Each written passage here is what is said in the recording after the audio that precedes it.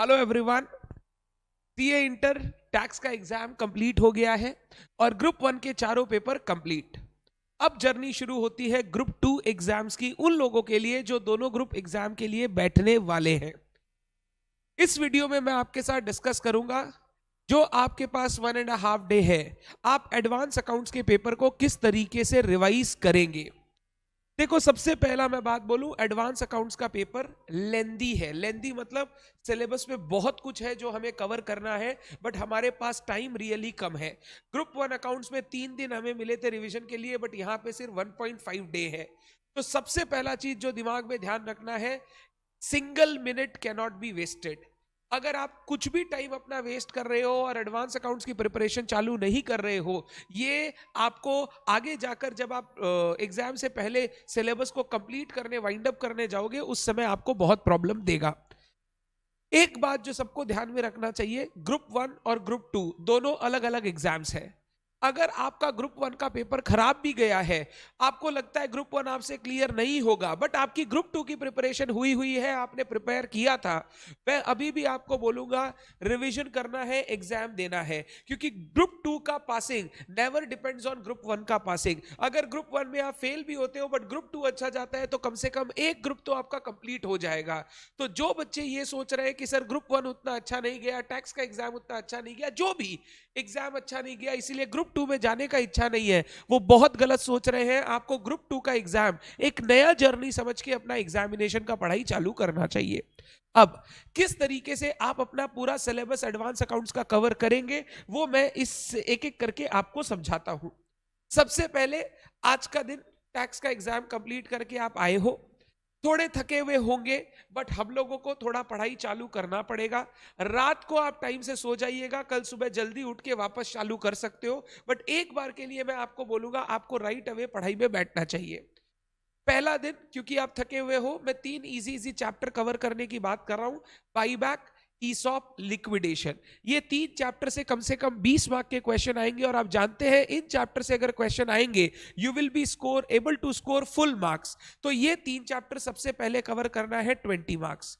और पहले दिन के लिए मैंने 4 अकाउंटिंग स्टैंडर्ड्स रखे हैं, AS4, 5, 29, 20। देखो, ऐसे तो रिवीजन में कितना भी टाइम देते जाओ, कुछ कुछ कम नहीं है, मतलब जितना भी टाइम देते जाओ कम है। बट हम लोगों को क्योंकि लिमिटेड टाइम में रिवाइज करना है, we need to ensure that we go fast. इसीलिए आप रिवीजन करोगे मेरी समरी बुक से। अगर आप मेरे स्टूडेंट हो, आपके पास समरी बुक है, समरी बुक से कंटेंट को फटाफट रिवाइज करोगे। रिवीजन करने के बाद एक क्वेश्चन आप बनाओगे हाथ से हर चैप्टर का, सो दैट आपको पता रहे कि किस तरीके से हमें क्वेश्चंस बनाने हैं एग्जाम में। एक एक क्वेश्चन अगर हर चैप्टर से भी आप बनाते हो, तो एक फ्लो एग्जाम में बना रहेगा, जिससे एग्जाम पेपर में आपको हेल्प होगा। और एक एक क्वेश्चन बनाने में ज्यादा टाइम नहीं लगेगा। बाईबैक में जब क्वेश्चन चूज करो, वो वाला क्वेश्चन चूज कर लो जिसमें लिमिट्स कैलकुलेट करके जर्नल एंट्री करना है, दोनों काम एक ही में हो जाएगा। इंप्लॉय स्टॉक ऑप्शन प्लान में वो वाला क्वेश्चन चूज कर लो जिसमें अर्निंग बेस्ड वेस्टिंग था, इतना परसेंट हुआ तो फर्स्ट ईयर में वेस्ट कर जाएगा अर्निंग, सेकेंड ईयर में इतना एवरेज अर्निंग हुआ तो सेकेंड ईयर एंड में वेस्ट कर जाएगा।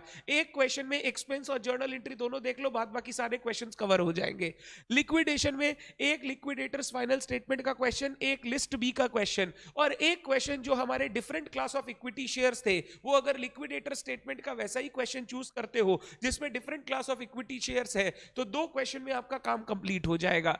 इस तरीके से हर चैप्टर से एक क्वेश्चन आपको देखना चाहिए। अकाउंटिंग स्टैंडर्ड में 4, 5, 29 और 20, ये 4 अकाउंटिंग स्टैंडर्ड्स आप पहले दिन कवर करोगे। 4, 5, 29 केस बेस्ड है, इसमें ज्यादा क्वेश्चंस आपको क्वेश्चन अपने को नहीं देखना है, अपने को सिर्फ रिवीजन करना है। हर अकाउंटिंग स्टैंडर्ड के बाद समरी लिखा हुआ है आपका, उस समरी से फटाफट आपको रिवीजन करते चले जाना है कि क्या कॉन्सेप्ट आपने पढ़ा, और एग्जाम्पल देखते जाओ, क्योंकि केस स्टडी बेस्ड एएस से एग्जाम्पल्स ही पूछा जाएगा। अकाउंटिंग स्टैंडर्ड 20 एक प्रैक्टिकल अकाउंटिंग स्टैंडर्ड है। एक क्वेश्चन बोनस शेयर के केस में ईपीएस, एक क्वेश्चन राइट शेयर के केस में ईपीएस, एक क्वेश्चन आपको बनाना है डाइल्यूटेड ईपीएस। अगर ये 3 क्वेश्चन बनाते हो तो एग्जाम से घुमा फिरा के आपको यहीं से क्वेश्चन दिखेगा। ये पहला दिन आपने कवर कर लिया। सेकेंड डे, क्योंकि पूरा दिन आपके पास है, इस दिन में आपको सबसे ज्यादा कवरेज करना पड़ेगा। चैप्टर वाइज बात करूं तो पहले आप सुबह सुबह उठ के इंटरनल रिकंस्ट्रक्शन अमलगमेशन सल्टाओगे। इंटरनल रिकंस्ट्रक्शन बड़ा ही सिंपल चैप्टर है, जितना जल्दी रिवाइज कर सकते हो समरी बुक से रिवाइज करना। एक question full fledged journal entry और बैलेंस शीट हाथ से बना लेना। फिर इसके बाद आपको जाना है अमलगमेशन में। अमलगमेशन क्योंकि बड़ा चैप्टर है, रिवीजन में थोड़ा टाइम लगेगा, समरी बुक से रिवीजन करना है। 2 क्वेश्चन हाथ से बना लीजिएगा। 2 क्वेश्चन आप मेरे जो क्वेश्चनर के क्वेश्चन है मैराथन के, उसको भी यूज कर सकते हो। मैंने जो बुक्स के इंपॉर्टेंट क्वेश्चन दिए उसको भी यूज कर सकते हो।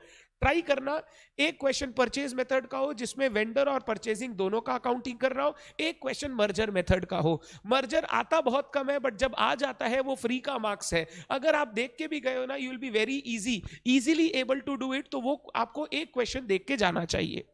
इसके बाद आप चालू करोगे वापस अकाउंटिंग स्टैंडर्ड्स। अकाउंटिंग स्टैंडर्ड्स में नेक्स्ट डे आप कवर करोगे the important ones 7, 9, 22, 26 and AS 17। Accounting standard 7 practical, 22 practical, 26 practical और 17 प्रैक्टिकल। ये चारों प्रैक्टिकल है, एक एक क्वेश्चन आपको बनाना है। AS 9 case based accounting standard है, ज्यादा केस पूछता है, तो आप अगर प्रॉपरली एक बार रिवाइज करोगे काम हो जाएगा। इसके बाद पार्टनरशिप क्योंकि अमलगमेशन लिक्विडेशन से रिलेटेड है, उन दोनों को करने के बाद ही हाथ देना है। रिजोल्यूशन पीसमील बहुत अच्छे से करके जाना, हो सकता है दोनों में से किसी एक से क्वेश्चन आ जाए। हाउएवर पीछे वाला पार्ट छोड़ना नहीं चाहिए, एक एक क्वेश्चन देख के जाना क्योंकि वो स्टीरियोटाइप की चीजें हैं। अगर किसी ने पार्टनरशिप का पीछे वाला पार्ट अभी तक देखा नहीं है, कन्वर्जन इनटू कंपनी वगैरह वगैरह, आप वो पार्ट छोड़ देना, टाइम वेस्ट मत करना रिवीजन में। फिर banking company NBFC company. Banking company NBFC में रेट का थोड़ा चक्कर है, तो प्रॉपरली एक बार रेट देख लेना। बैंकिंग कंपनी के केस में कैपिटल एडिक्वेसी रेशियो का एक क्वेश्चन हाथ से बना लेना। पीएल का फॉर्मेट एक बार हाथ से निकाल लेना सो दैट समझ में आ जाए, और रिबेट ऑन बिल डिस्काउंटेड का कॉन्सेप्ट को एक बार हाथ से देख लेना, किस तरीके से हम लोग क्लोजिंग रिबेट कैलकुलेट करते हैं। एनबीएफसी के क्वेश्चन में एक नेट ओन फंड्स का कैलकुलेशन और एक एडवांस का क्लासिफिकेशन स्टैंडर्ड सब स्टैंडर्ड वाला क्वेश्चन, ये 2 क्वेश्चन देख लेना। इतने क्वेश्चन अगर आप देख लोगे तो एग्जाम में घुमा फिरा के हो सकता है आपको उसी से क्वेश्चन देखने मिल जाए। ये हमारा सेकेंड डे का कवरेज रहेगा। अगर आपने इतनी कवरेज कर ली और अभी भी आपके पास टाइम बचा है, तो बचे हुए जो अकाउंटिंग स्टैंडर्ड 18, 24 वगैरह, वो भी आप रिवाइज कर सकते हो। वो थ्योरेटिकल अकाउंटिंग स्टैंडर्ड है, ज्यादा टाइम नहीं लगेगा। और लास्ट दिन आपको करना है कंसोलिडेशन एंड अकाउंटिंग स्टैंडर्ड 19। कल की रात, मतलब जो एग्जाम के बाद की रात है, आज टैक्स दे के आए हो, जो कल की रात है वो आपको रात जल्दी टाइम से सोना है, सुबह नेक्स्ट दिन टाइम से उठना है। 11 बजे सो के सुबह 6 बजे उठना है, 7 घंटे का स्लीप। उसके बाद सीधा उठते ही कंसोलिडेशन आप चालू करेंगे। कंसोलिडेशन मेरी समरी बुक से रिवाइज करेंगे एक बार। कंसोलिडेशन का एक पीएल का क्वेश्चन, एक बैलेंस शीट का क्वेश्चन। बैलेंस शीट का हमने एक मास्टर प्रॉब्लम किया था जिसमें सारे एडजस्टमेंट थे, वो क्वेश्चन आंख से निकाल लेना, एक पीएल का क्वेश्चन कर लेना, काम कंप्लीट। और फिर बचा आपका अकाउंटिंग स्टैंडर्ड 19, वो आपको देखना है फाइनेंस लीज क्या होता है, ऑपरेटिंग लीज क्या होता है। फाइनेंस लीज में हायर परचेज जैसे ही IRR वगैरह कैलकुलेट करके काम करना होता है। Sale and lease back transaction को देख लेना, ऑपरेटिंग लीज वाला केस, सो दैट एग्जाम में आए तो बहुत इजीली आप मार्क्स स्कोर कर सको। इस तरीके से पूरा ग्रुप 2 का सब्जेक्ट आपको कवर करना है। ग्रुप 2 में सिलेबस बड़ा है। अगर आपको लगता है कुछ चैप्टर्स ऐसे हैं जो पहले से आपके देखे हुए नहीं है, आपको बिल्कुल याद नहीं है, उन चैप्टर्स को छोड़ना चाहो तो छोड़ देना, ताकि आप बैलेंस शीट पूरा अच्छे से कवर कर सको। पेपर भी लेंदी आता है क्योंकि 3 बड़े बड़े 15 मार्क के क्वेश्चंस आ सकते हैं पेपर से। तो जब 15 मार्क के क्वेश्चन आ सकते हैं, बड़े बड़े लेंदी क्वेश्चन आ सकते हैं, एक उसमें से छोड़ेंगे, 2 बनाने हैं, तो हम लोगों को थोड़ा टाइम लगेगा पेपर में। मैंने वीडियो डाला है ग्रुप 2 का इंपॉर्टेंट अकाउंटिंग स्टैंडर्ड इस टर्म के लिए क्या है वो जरूर देखना। ग्रुप 2 का पेपर एनालिसिस वो जरूर देखना, एंड किस तरीके से पेपर को अटेम्प्ट करना है, किस सीक्वेंस में, ये सारे वीडियो मैंने अपलोड कर दिए हैं, मैं डिस्क्रिप्शन में भी डलवा दूंगा, चेक कर लेना सो दैट आप प्रॉपर्ली इसकी प्रिपरेशन कर सको। ग्रुप 2 अकाउंट्स में 1 से 2 क्वेश्चन आपको थ्योरी के एग्जाम में देखने मिल सकते हैं। एक क्वेश्चन आपको एलएलपी से देखने मिल सकता है। मेरी समरी मैट में एलएलपी का समरी दिया हुआ है, 4 से 5 पेज है, खाली एक बार घुमाना है। कौन सा दिन? एग्जाम के सुबह, जब आप एग्जाम देने जा रहे हो उस समय आप खाली वो समरी घुमा लेना। दूसरा, डिफरेंशियल वोटिंग राइट का कॉन्सेप्ट पे भी समय आपको थ्योरी पूछ सकता है। ये थ्योरी आपने लॉ के पेपर में पढ़ी होगी, लॉ के बुक से खोल के डिफरेंशियल वोटिंग राइट का एक बार थ्योरी रीड कर लेना। ये 2 थ्योरी आपको एग्जाम में देखने मिल सकता है, ये 2 थ्योरी एक बार देख के जाइएगा। हो सकता है 5 मार्क का एक क्वेश्चन दोनों में से किसी से आ जाए और आप बहुत इजीली लिख के अपना मार्क्स स्कोर कर लो। तो इस तरीके से एडवांस अकाउंट्स का प्रिपरेशन चालू करो। ग्रुप 2 एक नई जर्नी है, जो ग्रुप 1 में हुआ सो हुआ, बट ग्रुप 2 हमको वापस अच्छे से करना है, सो दैट ग्रुप 2 भी अच्छा गया तो मेरा एक ग्रुप कंप्लीट हो जाएगा, मेरे को टेंशन लेने का दरकार नहीं है। Thank you so much. जितने के साथ ये वीडियो शेयर कर सकते हो करो, अच्छे से पढ़ाई करो, एंड जितना जितना अच्छे से पढ़ाई करोगे उतना आप देखोगे एडवांस अकाउंट्स का पेपर एग्जाम में आपको इजी लगेगा। तो वो आप पढ़ाई करेंगे अच्छे से, रिवाइज करेंगे अच्छे से, तो काम हो जाएगा। Thank you so much everyone, bye bye.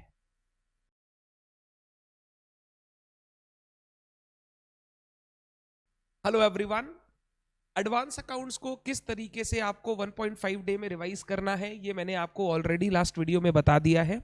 ये एक छोटा सा वीडियो मैं और रिकॉर्ड कर रहा हूं। एडवांस अकाउंट्स की जो आरटीपी और एमटीपी है नवंबर 2022 एग्जाम्स की, उसमें से कुछ क्वेश्चंस मैंने यहां पर आपके सामने खोज निकाले हैं जो आपको जरूर हाथ से करके जाना है। मैंने जैसे आपको बोला था, हर चैप्टर जब भी आप रिवाइज करोगे 1 या 2 क्वेश्चन आपको हाथ से बनाना है। आप अगर ये एमटीपी आरटीपी से क्वेश्चन वो चैप्टर्स के बना लेते हो तो आपको वापस मेरी बुक से बनाने का दरकार नहीं, यहीं से काम हो जाएगा। ये क्वेश्चन मैंने जो अलग किए हैं, ये क्वेश्चन एग्जाम वाइज इंपॉर्टेंट है, एंड ये क्वेश्चन कुछ कुछ डिफरेंट है थोड़े से, सो दैट आप एक बार लास्ट टाइम में देख के जाओ, एग्जाम में आपको याद आ जाए, इसीलिए मैं आपको ये बता रहा हूं। टफ एक भी क्वेश्चन नहीं है, एक भी क्वेश्चन ऐसा नहीं है जो आपने क्लास में नहीं किया है, बस एक बार लास्ट टाइम में देख के जाना जरूरी है। एमटीपी 1 जो है उसमें से क्वेश्चन 1A 1C 1D तीनों अकाउंटिंग स्टैंडर्ड के क्वेश्चन आप देखोगे। जब वो अकाउंटिंग स्टैंडर्ड रिवाइज करोगे वो क्वेश्चंस देखते चले जाना, अलग से दूसरा चीज फिर देखना नहीं पड़ेगा। Question number 5B capital adequacy ratio का क्वेश्चन है, जिसमें एक एडवांस है which is guaranteed bye ECGC DICGC. Generally ECGC DICGC पे हम जानते हैं कोई अलग से प्रोविजन नहीं बनाना पड़ता अगर उनकी गारंटी दी हुई है किसी एडवांस के अगेंस्ट। बट जब कैपिटल एडिक्वेसी रेशियो निकालते हैं तो उन एडवांसेस के लिए हम 20% रिस्क वेट लेते हैं। तो प्लीज वो ध्यान रखिएगा, उसको एक बार देख लीजिएगा। वो क्वेश्चन अगर आप हाथ से बना लोगे तो कैपिटल एडिक्वेसी रेशियो का अलग से कोई क्वेश्चन नहीं बनाना। Question number 6A and 6D, ये क्वेश्चन एमटीपी 1 से आपको देखने हैं। एमटीपी 2 से question 1A, question 1C। Question number 2 amalgamation का है, जो एक क्वेश्चन अमलगमेशन का आप हाथ से बनाओगे यही वाला बनाना। इसमें प्रेफरेंस शेयर का जो परचेज कंसीडरेशन का बात किया है, इस पॉइंट में तो उन्होंने खुद ही कैलकुलेट करके दे दिया, बट एग्जाम में हो सकता है यही पॉइंट दे और कैलकुलेशन वाला पार्ट जो उन्होंने करके दिया है वो हटा दे। तो आप ये पॉइंट जरूर देख के जाना, सेम पॉइंट जो हमने डिबेंचर में भी कर रखा है इसी अमलगमेशन में। क्वेश्चन नंबर 6E देख के जाना, अकाउंटिंग स्टैंडर्ड का क्वेश्चन है, अच्छा क्वेश्चन है, कॉन्ट्रैक्ट AS 7 का। आरटीपी में क्वेश्चन 1A आपको देखना है, क्वेश्चन 5A 5B आपको देखना है, डिफरेंशियल वोटिंग राइट का है ताकि एक क्वेश्चन हाथ से निकल जाए। क्वेश्चन नंबर 7, 9, 11, 17, जो क्वेश्चन नंबर 17 लीजेस का है वो बहुत अच्छा क्वेश्चन है। क्लास में ऐसा एक क्वेश्चन हमने किया था बैक कैलकुलेशन का, जहां पे हम एनुअल लीज पेमेंट्स कैलकुलेट कर रहे थे। ये क्वेश्चन जरूर हाथ से बना के जाइएगा। इतने क्वेश्चंस अगर आप बना लेते हो तो मेरे को लगता है मैक्सिमम चैप्टर्स के क्वेश्चंस भी कवर हो जाएंगे, और ये जो अच्छे क्वेश्चंस आए हुए हैं एक बार देख के जाओगे, एग्जाम में आ गया तो आपको बहुत फायदा करेगा। 2 चीजें मैंने एमटीपीज में नोट की, दोनों एमटीपी में उन्होंने क्वेश्चन अमलगमेशन ऑफ फर्म से दिया है, अमलगमेशन ऑफ पार्टनरशिप फर्म से। तो हो सकता है एग्जाम में भी अमलगमेशन ऑफ पार्टनरशिप फर्म आ जाए, गारंटी नहीं है, हो सकता है। दोनों एमटीपी में सेम क्वेश्चन देना मतलब इंस्टीट्यूट का थॉट प्रोसेस। हाउएवर डिसोल्यूशन और पीस मील अच्छे से देख के जाना। अमलगमेशन ऑफ पार्टनरशिप फर्म का ये क्वेश्चन जो दिया हुआ है एमटीपी में, दोनों में से कोई एक एमटीपी का क्वेश्चन कर लेना, काम कंप्लीट हो जाएगा।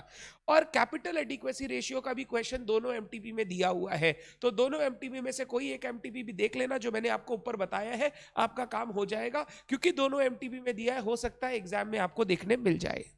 इस तरीके से अगर आप ये क्वेश्चंस प्रैक्टिस कर लेते हो, मेरे को लगता है आपका एमटीपी आरटीपी कवर हो जाएगा, दूसरे क्वेश्चन लास्ट टाइम में देखने की जरूरत नहीं है। Thank you so much everyone, अच्छे से पढ़ो, all the best, bye bye.